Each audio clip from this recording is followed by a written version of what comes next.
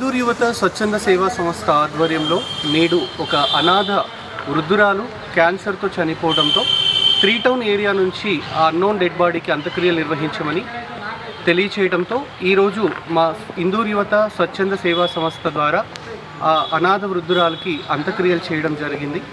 ఈ కార్యక్రమానికి సహకరించినటువంటి రామలక్ష్మణ్ అన్న గారికి అలాగే వాల బాలకృష్ణ అన్న గారికి స్పెషల్గా కూడా ధన్యవాదాలు తెలియజేస్తున్నాము.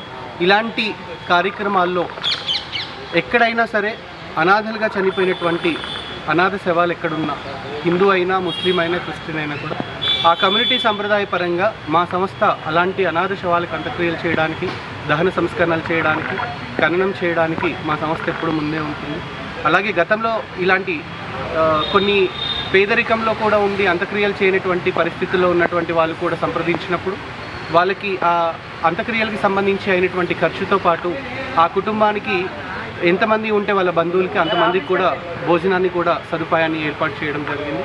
ఇలాంటి కార్యక్రమాలు ఇందూరు యువత స్వచ్ఛంద సేవా సంస్థ నిర్వహిస్తుందని తెలియజేస్తూ ఉన్నాం.